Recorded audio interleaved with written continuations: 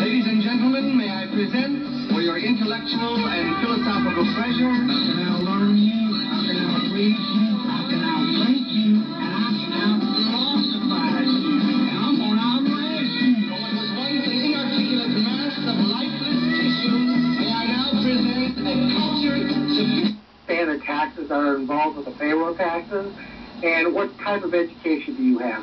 Well, I'm a high school graduate, and as far as payroll, I'm pretty sure that the accounting people will take care of that. So that's not a great answer. That's not a good answer, sir. You have to understand taxes before you can tell people what to do. Right, yeah. I pay my taxes, and I'm perfectly capable of learning anything. You understand payroll taxes. I'm a very big-time conservative, but I need you to understand. You understand taxes. Yes, of course I understand taxes. You know what? I didn't understand how to throw a hand grenade when I joined the Marine Corps. And guess what? I learned how to throw a hand grenade, and guess what else? I actually kind of liked it. What's a surcharge? What, you know, right? You know what? I don't claim to have all the answers to everything, and as soon as I do have all the answers, they change the questions anyway. So I'm you straight out. What's a surcharge? Well, he just told you you didn't know. Let me ask you, what is a surcharge? It's a tax on a tax. Yes, it is. And so now he knows. No, right. But excellent. OJT, my brother. OJT. Mr. Manders, the problem here is that all the taxes we have, especially the gasoline taxes, are surcharge taxes. When are we going to stop those? Those are a big question that the city has to answer. Outstanding. And you know what? I'm relying on wonderful citizens like you to help me out, not only in learning, but maybe teaching me and helping me through this process. Not only that, a lot of those taxes are state taxes. And a lot of those taxes come from the federal government as well. And the mayor of Reno doesn't have a whole lot to say about that. I think, you know, it's interesting though, because you do have to deal with the legislature at the state level, and also have to deal with the legislature and the federal government. And you have to, you gotta walk the walk and talk the talk. And unfortunately, I think, Mayor Cashel said something recently to me that kind of perked my interest when he was talking about, walking the streets for Senator Reed. He said, well, Senator Reed brings the city a little bit of money, so I gotta do what I gotta do. I don't see where Senator Reed has brought us a whole lot of money to help us in the area of fire and police. So maybe we're getting a little too cozy with the federal government. Maybe we need to run our city better and make it function better and make sure that, as you said earlier, that we spend taxes for the right reasons. I mean, that's what I would say. Isaac, thanks for the call. Welcome to News Talk 780 KOH. How are you guys doing today? Good. I recently attended an art show at a local school called Rain Shadow Charter School. I'm not trying to advertise for them. I'm not anyway affiliated with them, but the curriculum there is just it's based around the arts, and they get their general ed, but they're actually able to learn something. It seems like our schools these days aren't really teaching our kids much. They're teaching them more how to think. Do you know anything about that type of charter school, and what's your opinion on it? I was just talking to a kid yesterday that went to a charter school. It wasn't actually a music or an arts like that, but he's going that, and they're teaching him a trade.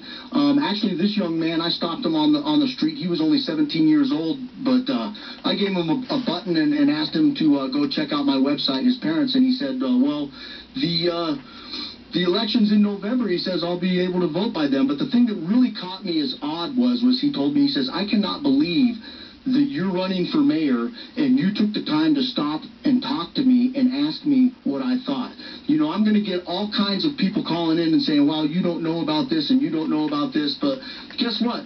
The people that are qualified are sitting on that board, and look at where it's getting. I just had a caller call up and laugh at me because I didn't know what a surcharge is. Well, guess what? I'm capable of learning anything. And you know what? If I didn't know that I was going to be against scrutiny when I came in here, then I would be a fool. But as far as charter schools, I think they're a wonderful thing and a great place for people to learn. Real quick question here. Who runs the city? The city council, the mayor, or the city manager? Well, that's an interesting question because, you know, it's different in Reno than Sparks. In Reno, the city council, there's seven people. The city manager runs it, but the 7 people all have an equal vote. The mayor doesn't get a bigger vote than anybody else.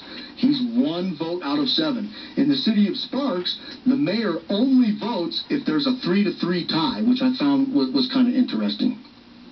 Yeah, that happens in a lot of cities across the country. Well, in Reno, it seems like the score 7-0 every time they vote. They're pitching more shutouts than Lincecum. All right, let's take a quick break. We want to squeeze in a couple more calls.